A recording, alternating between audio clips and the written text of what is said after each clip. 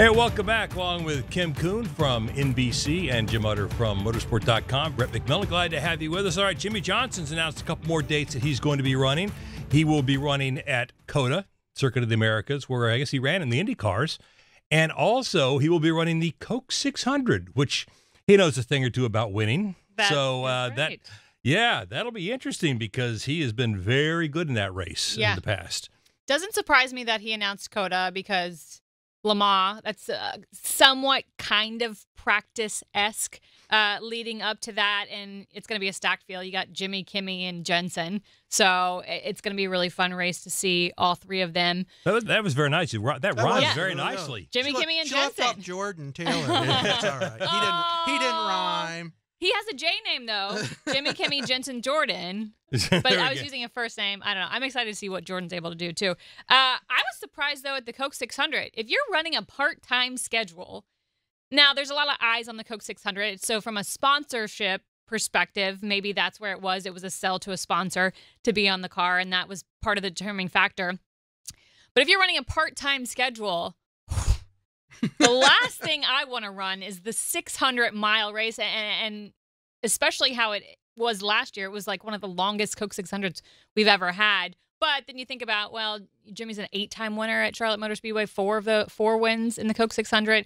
So maybe it's not that odd because, you know, if you look at the win potential, maybe he sees it being there more so than other. But if I'm running a part-time schedule and I'm a semi-retired race car driver, the last thing I want on my list is the 600-miler.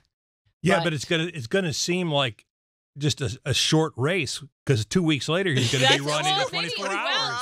Well, maybe that's a good point. Maybe he's like, I need to be in the car as long as possible to prepare for the 24 hours of Le Mans. So put me in the 600. You know, he's got to do a triathlon that morning before he gets in the car anyway.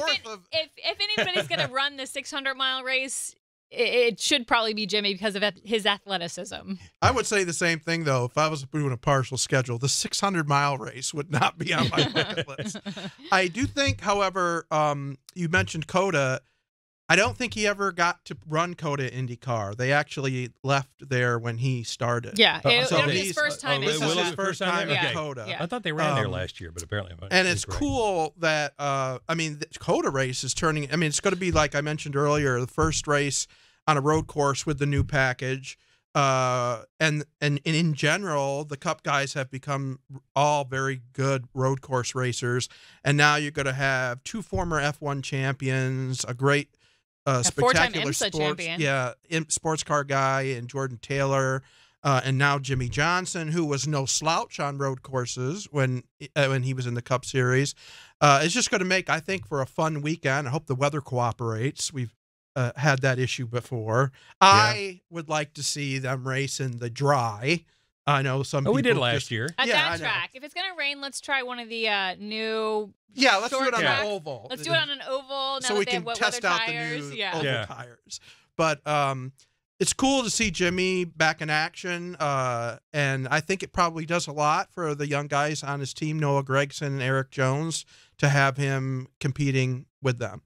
Well, and that's a great point, Jim, because if you think about it, you know, that's the first of 6 road course races this year, and that will help with this new package. That's another car and a veteran presence to gather information that these guys can use down the road. Certainly, and then you look at his crew chief, Todd Gordon, and Todd was no slouch when it came to crew chiefing, especially at road courses, you know, and I think that it can only benefit the team having Jimmie in a third car at COTA, knowing how stacked the schedule is with road courses now. And Noah and Eric, I would say, have some room to grow in their road course performances. And so I think it will definitely be a good thing. I mean, it's going to be interesting to see. You know, of course, like you said, with Jimmie there, and, you know, he's been a decent on the road courses over the years. And with Todd Gordon. And I think, you know, to me, thinking about the 600, I know you both we chuckled about why would Jimmie run the 600, but he's been so good in that race. And Todd Gordon, being the veteran crew chief that's the kind of race I can see those guys contending in. Is he win it? But I don't know if he can win it, but I think he could be a top 10 finisher. If they have, I mean, you know, if they bring a car that's got speed, and given what we've already seen, how the package, at least last year, worked here, it produced a long race, but it was certainly an entertaining one, you know. I would think that Jimmie could be in excellent position to be a contender. And I think that, I mean, I know most times people running partial schedules, it's very difficult. We did see AJ Allmendinger win on a road course with colleague at Indianapolis. But I do. If there was one person who I could see winning another race in a partial schedule, it's Jimmie Johnson at Charlotte Motor Speedway. I mean, his name should be up here somewhere. I would have liked to have seen him, though, at a 1.5-mile track before then, so that he had one under his belt. Because you think about it, he was in the Daytona 500. That's super speedway package. And then he's going to go to COTA. That's a different package than we're going to run at Charlotte.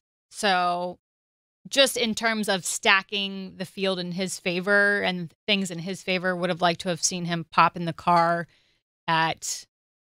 if he had the opportunity before getting to Charlotte somewhere else. I guess he figures he knows enough about Charlotte. Yeah. He's done okay here. Yeah, but the next gen car, you just never know. Yeah, that's true. But it'll be interesting to see. I mean, it's, you know, and I was thinking about it, thinking, God, does he really want to run the 600 right before he runs Le Mans? But why not? I mean, it's like we talked about. He'll probably go out and run a triathlon that morning and, and you know, and jog before in he starts the 600. Yeah. That's right. Yeah. You know, I thought he would try to go run Indy again, because I know that's kind of been a dream, and he ran well at Indy last year, but I guess that opportunity didn't come up, and so he's going to run the 600 instead. Yeah, he'll do it. He didn't want to have you know. He didn't want to have an off Memorial Day weekend. Yeah. I mean, he has options now. Yeah, exactly right. I would have picked Monaco personally, but nobody asked me. Simply for travel purposes. If I have all the travel or I have all the choice, I'm traveling to Monaco. Yeah, that's right. Exactly. If you can get me an invitation on one of those yachts, I'll be just happy. Mm-hmm. All right, when we come back, Atlanta lies ahead. Stay with us.